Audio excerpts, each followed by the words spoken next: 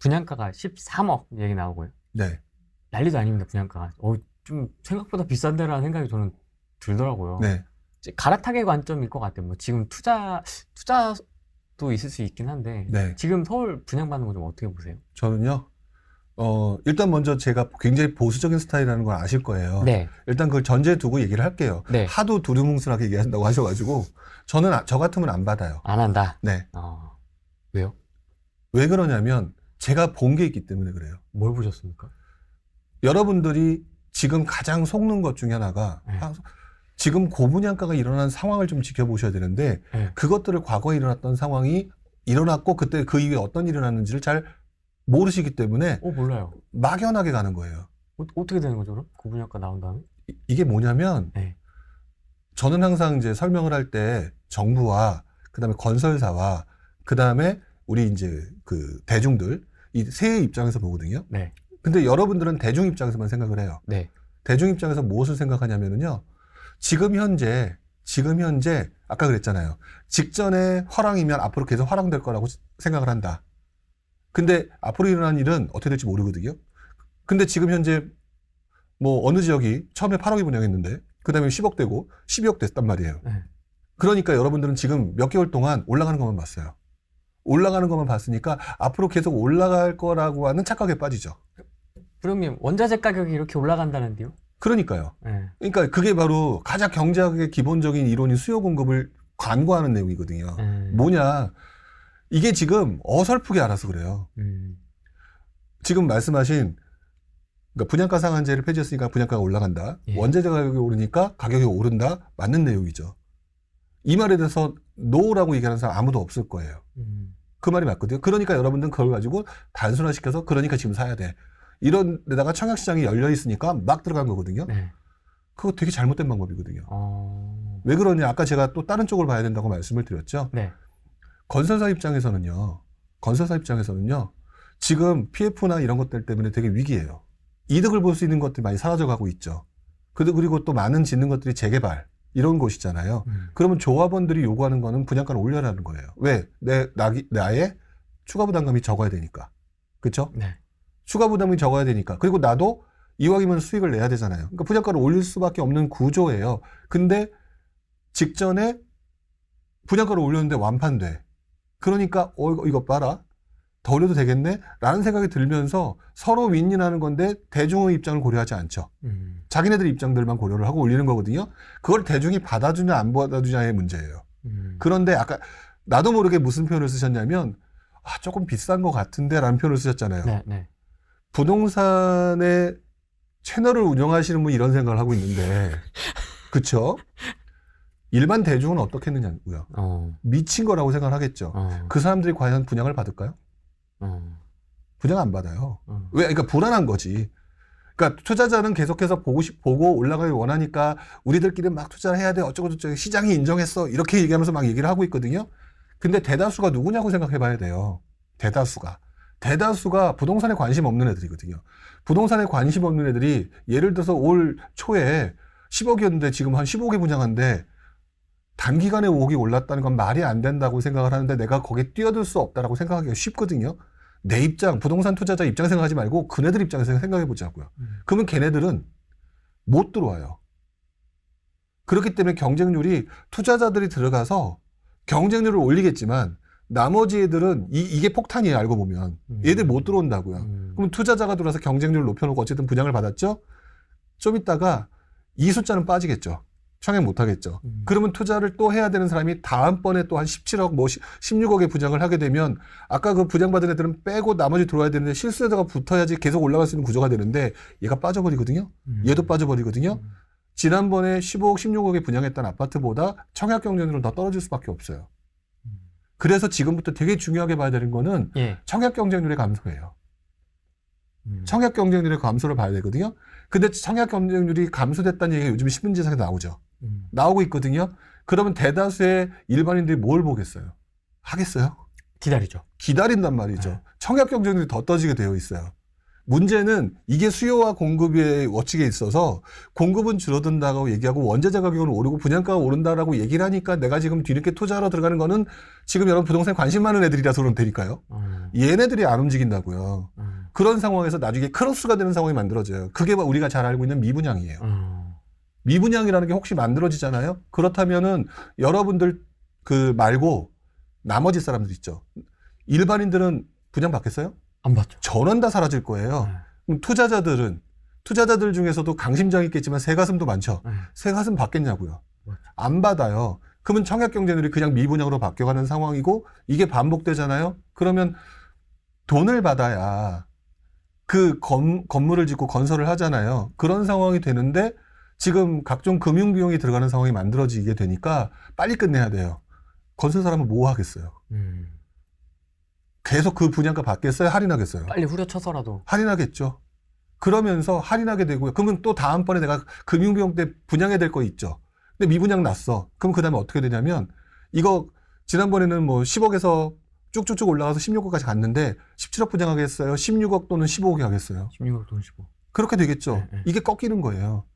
이게 뭐냐?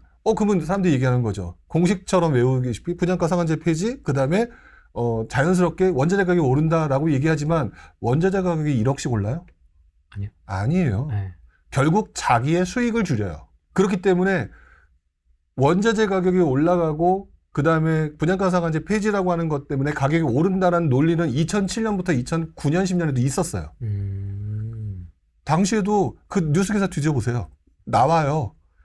근데 그 당시에는 수요가 부족해지니까 결국 공급이 맞춰지고 공급이 줄어들고 가격이 떨어지는 현상이 만들어졌다는 거죠. 즉 원자재 가격이 올라간다, 분양가 상한제 폐지한다라고 하는 부분은 수요가 받쳐주게 되면 그거는 무한급수로 올라갈 수 있을지 몰라도 이게 수요가 받쳐주지 못한다면 이게 거꾸로 꺾이게 되는 상황이 만들어지고 그게 어느 정도 가격을 또 이제 유지에다가 이게 또 균형을 맞추면 그때부터 출발하는 거거든요. 그렇기 때문에 지금 그 경험이 언제 있었냐라고 얘기를 하게 되면 그게 2006년도 하반기, 2007년부터 2014년도까지 있었던 행동과 그때 모습이에요. 서울과 수도권에서. 요때 상황에 대한 설명보다는 분양가 상한제 폐지와 뭐 원자재 가격이 오르기 때문에 오른다라고 얘기하는 거는 시장에 대한 통찰 또는 수요 공급의 기본 원리 부분을 다 누락시킨 거죠. 제가 이런 댓글도 어디서 본 것 같은데, 아니, 부장님, 3년 후에, 지금 15억에 분양하는 거, 3년 후에 이제 입주를 하지 않습니까? 네. 지금 15억에 잡아놓는 거다. 3년 후에 15억에 못 살 수도 있다. 18억이나 17억이 될 수 있다, 이거. 미리 잡아놓는 건데 안 되냐. 그것도 확률이잖아요. 반대로 떨어지는 경우는 그것도 확률이거든요. 공급이 부족하다는데요. 공급이 부족하다라고 얘기를 하잖아요. 네. 공급이 부족하다라고 얘기하는 거를 지금 또 매매가 상승하고 연결시켰잖아요. 전세가 상승률이 먼저니까요. 전세가 상승. 왜냐면 그 사이에 전세가가 올라가야 되는 거니까. 네. 그리고 여러분들은 자꾸 시장에 순응하시려고 하면서 시장을 내가 원하는 대로 받아들이려고 하는데 네. 만약 그렇다면은요. 꼭 신축을 사는 게 아니라 특정 어떤 지역은요. 그러니까 자꾸 어느 지역 딱 정해놓고 거기만 보니까 내가 원하는 대로 안 될 거예요. 근처에 예를 들어서 입주 폭탄 터져가지고 물량이 막 전세가 떨어지고 매매가 떨어지는데 뭐 올라갈 거라고 생각했던 분들이 무리하게 들어왔다가 내놓는 매물이 없을 것 같으세요? 있어요. 차근차근 올라가면 되거든요. 그러니까 계속 그런 게 보여지고 나타나요. 그리고 극단적인 경우는 저는 많은 분들한테 경매 공부해라. 준신축 중에서도 그렇게 열심히 연끌했던 사람들 중에서 못 견디는 사람 분명히 나온다. 꼭 이번에 그거 사야 돼? 부동산 투자의 대원칙은요. 싸게 사서 비싸게 파는 거거든요. 근데 이미 올라버린 것들의 수익을 다 누가 가져가느냐? 내가 안 가져가고 있어요. 내가 안 가지고 가는 게임에 내가 오르기를 바라는 건 천수답 경영이거든요. 그 행동을 해서는 안 된다고 저는 생각을 해요. 아마 그 잔상이 좀 남아있어서 그런 거 아닐까요? 새 아파트, 똘똘한 거, 이게 남아있으니까. 맞아요. 지금 말씀하신 게 지금 여러분들의 머릿속에 남아있는 잔상이 바로 직전에 보였던 모습 때문에 앞으로도 그럴 것이라고 착각해서 그런 건데, 제 입장에선 그래서 두루뭉술 할 수밖에 없는 거예요. 그것을 봤고요. 그래서 그 부분에 대해서도 간과를 못 하겠어요. 근데 그렇지 않은 모습을 제가 2007년부터 2014년 그때 봤다고요. 그러면 그것들을 예언할 수가 없다니까요. 시장 상황이 계속 바뀌는데 가장 대표적인 거 한번 말씀을 드리면은요. 제가 봤던 것 중에서 여러분들 투자 쪽 관심이 제일 많으신 분들 용인 수지 관심 많으실 거예요. 수지 동천. 동천 레미안이라고 있어요. 동천 레미안. 동천 레미안이라고 하는 게 당시가 그 2007년이었나 좀 정확히 기억은 안 나요. 그때 분양을 했는데 분양가 고분양가였어요. 그 시점에서 좀 높게 분양을 한 거죠. 네. 완판됐어요. 실제로. 왜? 당시에 이것저것 쳐다봤는데 정말 위치나 이런 걸 봤을 땐 좋았거든요. 근데 그리고 난 다음에 그 아파트가 올랐냐? 그 아파트 올라간 거는 2017년 이후예요. 즉 시장이 꺾이고 난 다음에 발생되는 거는 그렇게 내가 노력을 했는데도 안 오르더라는 거죠.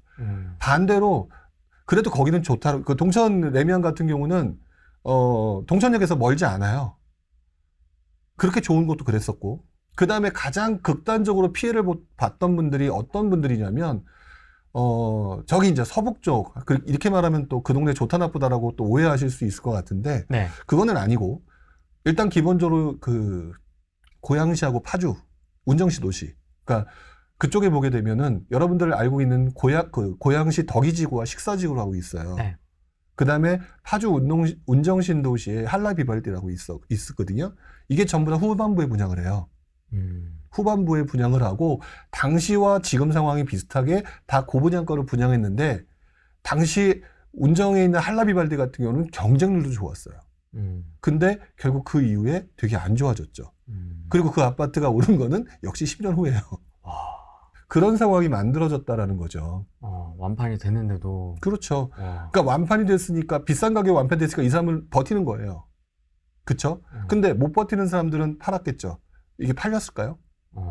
그리고 그 시장이 안 좋은 상황에서 이것들을 살려는 사람들은 아 그래 너는 고분양가로 분양해서 내가 그 가격에 받아줄게 이럴까요? 조금이라도 후려치고 싶겠죠. 이런 상황이 만들어진다는 거죠. 그러니까 저는 지금 상황에서 보게 되면 그냥 큰 그림으로 이렇게 표현을 하고 싶어요. 직전에 굉장히 오랜 시간 많이 올랐던 거기 때문에 분양가가 올라가는 거에 대한 잔상은 그대로 남아있는 것 같다. 근데 시간이 그렇게 오래되면은 그다음부터는 꼬꾸라질 가능성이 있다는 그 리스크가 굉장히 큰 상황에서 지금처럼 청약 경쟁률이 좀 떨어지거나 이러면은 막연하게 들어가는 건 좀 그렇다. 그리고 가장 대표적으로 제가 이제 유튜브에서도 언급을 몇 번 했었는데 네. 광명에 계신 분들 되게 서운하고 속상해 하시는 얘기를 좀 되게 많이 했었어요. 근데 일단 저는 먼저 제가 광명은 싫어하는 게 아닙니다. 근데 광명 같은 경우는 올 초에 8억이었잖아요. 분양가가. 네. 근데 지금 12억이잖아요. 그쵸? 12억이란 말이에요. 깜짝 놀랐습니다. 12억이란 말이에요. 광명이라는 동네는 이 인프라 때문에 나중에는 그 가격을 당연히 인정할 거고 그 이상으로 올라갈 거라고 봐요. 근데 문제는 굉장히 짧은 시간에 그 분양에 대한 어떤 이득은 청약 당첨자가 받아간 게 아니에요. 그 고분양에 관련된 부분은 전부 다 이득이 딴 데로 흘러간 거라고 보거든요. 네. 근데 그 분양을 받으셨던 분들을 자세히 보게 되면 10% 계약금만 가지고 간 거거든요. 근데 재밌는 거는 광명에서 좀 떨어져 있긴 하지만 사람들이 상당히 선호하는 성남에 있는 입주 직전의 아파트가 10억 5천인가 그랬거든요. 얼마 전에. 그러면 제가 많은 분한테 물어봤어요. 광명에 있는 그 아파트와 지금 당장 입주할 수 있는 아파트 저거는 12억 이거는 10억 5천 어느 거를 더 선호하시겠습니까? 라고 얘기했을 때는 기본적으로 10억 5천짜리 성남 아파트를 더 선호하셨어요. 이 얘기는 뭐냐면 이게 너무나도 만약 당연한 거라면 이 12억에 몰려간 이유 중에 상당수는 투자 목적이다. 실제로 실거주가 아니었다. 그러면 이 투자 목적에 들어가고 적은 돈으로 투자할 수 있기 때문에 갔던 이 상황은 나중에 시장이 혹시라도 흔들렸을 때 무너질 수 있는 사상누각이 될 수 있는 그런 구조라 그 장기적으로는 괜찮음에도 불구하고 좀 조심해야 된다고 말씀을 드렸던 거거든요.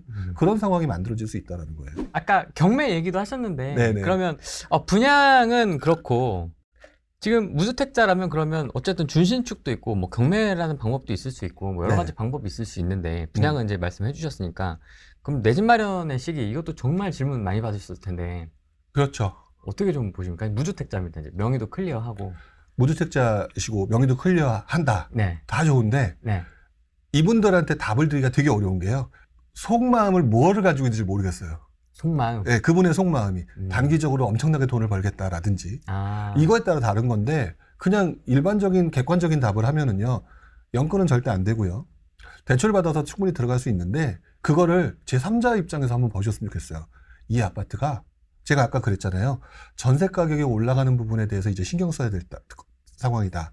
그러면 내가 샀던 아파트가 단기간에 못 오를 수도 있어요.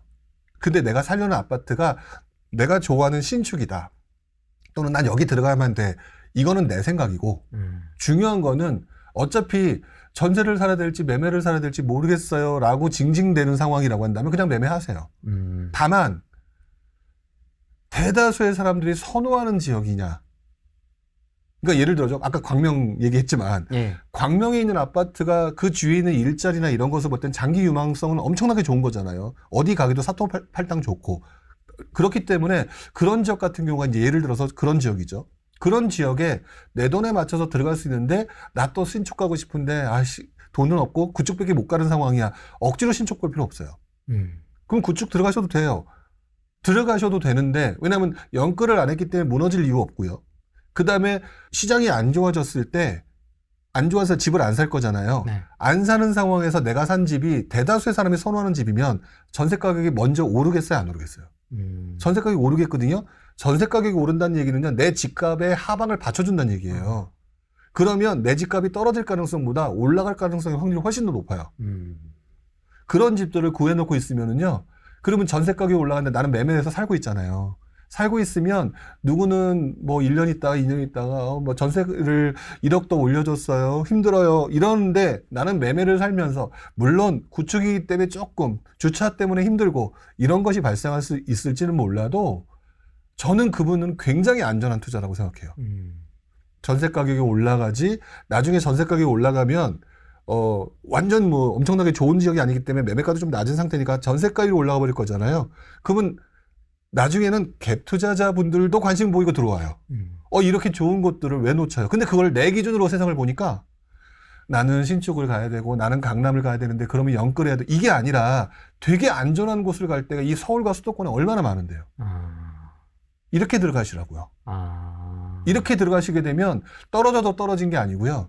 올라갈 일만 남았기 때문에 시간만 구애받지 않고 내가 편안하게 거주하겠다라고 생각하게 되면 그분은 100% 승리하는 구조예요. 엄청 보수적이네요. 그 대신 절대 실패 안 하죠. 근데 그리고 난 다음에 그거 몇 번 하다 보면 이제 실력도 생기고 경험도 생기잖아요. 경험도 생기는 과정에서는 그다음부터는 여러분들이 이제 들어갈 타이밍이 이제 점점 가까워 오는 상황이 올 거잖아요. 그러기 위해서 여러분 뭐 하셔야겠어요? 나름대로 공부는 하셔야 되겠죠. 그때도 또 저 같은 사람 또는 그렇지 않은 사람, 다른 사람 의존할 수는 없잖아요. 그리고 또 내가 집을 가지고 있잖아요. 있으면 우리 아파트, 내 아파트 전세 가격 올라가는 거, 갭 붙는 거, 사람들이 관심 보이는 거, 이게 자꾸 관심이 가면서 쳐다보게 되고 그러면서 본의 아니게 강제적으로 부동산 공부가 돼요. 이게 보수적이라고 얘기를 하셨지만 사실상 이게 보수적인 게 아니라 원래 이 시기가 이렇게 해서 남들 시장이 안 좋을 때는 아무도 관심 안 갖거든요. 강제적으로 관심을 갖고 있게 만드는 이 상황이 나중에 상승장 때 투자에 굉장히 좋은 그런 어떤 지식 이런 것들을 만들어줘요. 사회 초년생이 왜 첫 차 사면 네. 왜 그 차 안에서 잠도 자보고 열심히 세차도 하고 막 하지 않습니까? 뭐 하나 기스가 났는지 안 났는지도 매일 체크하고 그런 것처럼 집을 딱 사게 되면 이제 자연스럽게 호갱노노를 즐겨찾게 해가지고 매일 들어봐보죠. 그렇죠. 떨어졌나? 그렇죠. 떨어졌나? 그러니까 제가 웃으면서 내가 얘기했지만 광명 계신 분들이 저를 막 속상해하면 막 쳐다보고 째려보실지 모르는데 네. 다시 한번 좋은 쪽으로 얘기를 한다면 광명 같은 경우는 지난장에 우리나라 3대 갭 투자의 성지였어요. 갭 투자의 성지라는 얘기는 바꿔 말하면 전세를 살고 싶은 분들이 출퇴근을 편안하게 할 수 있는 정말 좋은 입지라는 얘기예요. 그렇거든요. 그래서 아까 말씀드렸던 것들은 그 10억이라는 아파트 가격이 비싸다라고 얘기지만 하방이 받쳐주기 때문에 그렇게 쉽게 떨어지지는 않을 거예요. 중요한 거는 그걸 갖다가 억지로 하다가 무너지는 사람이 걱정돼서 그런 거지. 그러면은 그 동네는 그리고 또 사실 광명 바로 옆이 구로 이쪽이라 일자리가 얼마나 많아요. 그러니까 이런 것들을 보게 되면 자신의 상황에 따라서 누군가는 정말 좋다라고 하는 광명에서도 실패하는 사람이 나오는 거고 누군가는 광명에서 그냥 완전히 무슨 내 투자의 기본을 만들어준 성지가 될 수도 있는 거고 이렇게 바뀌는 게 똑같은 동네도 내가 어떻게 행동하느냐에 따라 달라지는 거거든요. 그러니까 저는 이 광명 같은 곳들을 보수적으로 보라는 얘기가 아니라 당연히 대다수의 사람들이 좋다. 그러면 시장 상황에 맞춰서 비싸게 살려고만 하지 않으면 이건 성공하는 투자라고 생각을 해요.